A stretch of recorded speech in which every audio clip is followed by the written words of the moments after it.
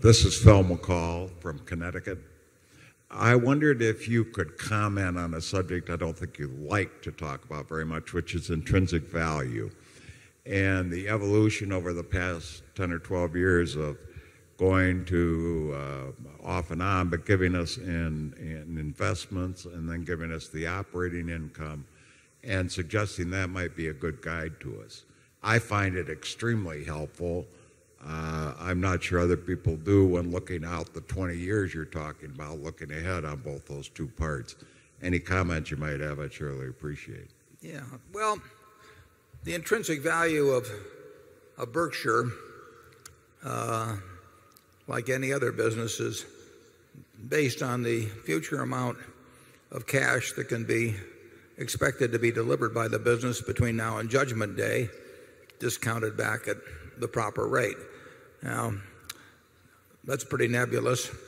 Another way of looking at it is to try and figure out the value of the businesses we own presently, and we try to give you the information that will enable you to make a reasonably close estimate of that. We own lots of marketable securities.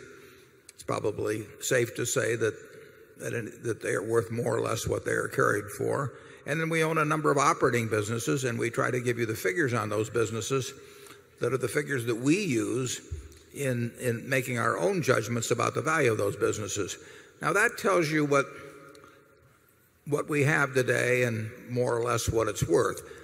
But since Berkshire retains all of its earnings, it becomes very important to evaluate what will be done with those earnings over time. I mean, it is not only a question of what the present businesses are worth, it's a judgment on the efficiency or the effectiveness with which retained earnings will be used. If you had looked at the intrinsic value of Berkshire in 1965, we had a textile business that was probably worth about $12 a share.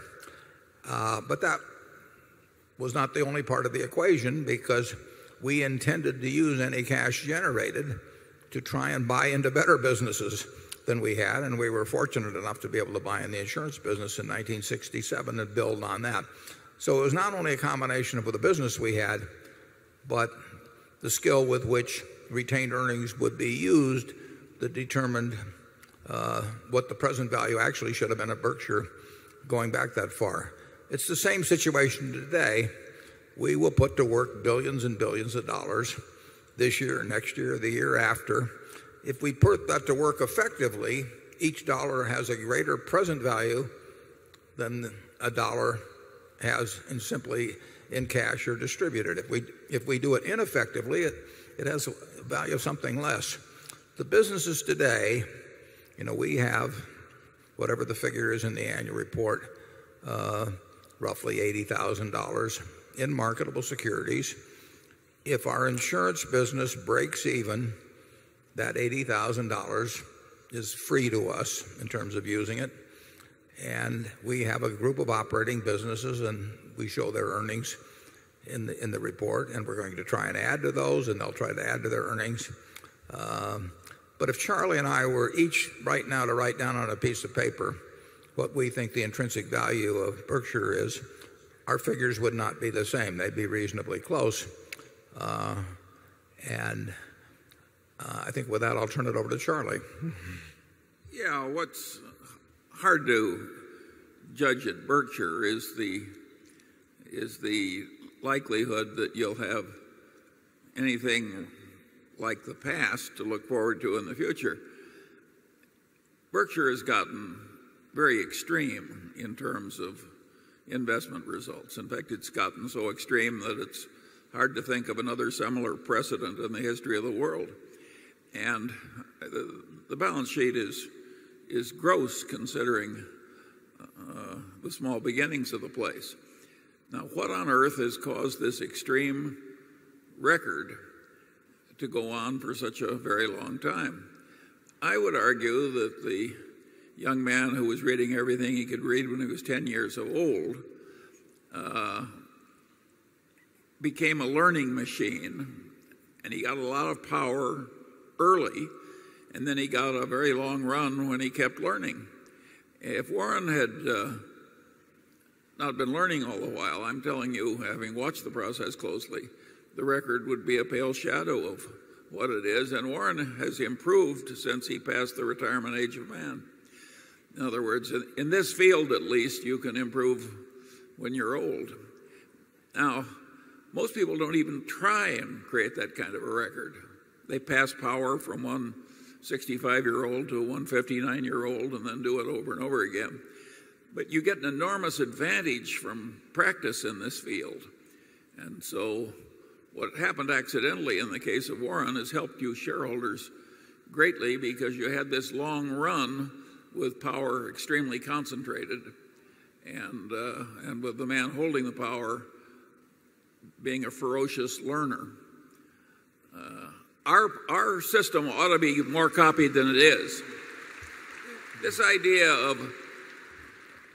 of passing the power from one old codger to another in a settled way is not necessarily the right system at all. We have a very strong culture now of rationality, of being owner-oriented that will go on long after I'm not around. And we have the talent on the operating side in place to do a lot of wonderful things over time.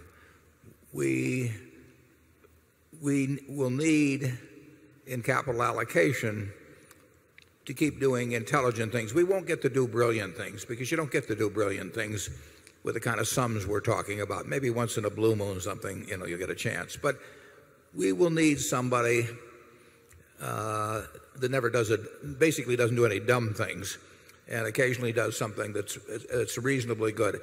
That can be done. And we're on that road already. It is not fitting into this organization as an investment officer or a capital allocator. You're getting in the right vehicle. It has the right standards. It will reject ideas that really are irrational. I've been on a lot of boards. Charlie's been on a lot of boards. You would be amazed at the number of things that are responding to animal spirits rather than the rationality that take place. And we have our animal spirits, but we devote them to other areas. Let's go on to number 14. That's in the junior ballroom.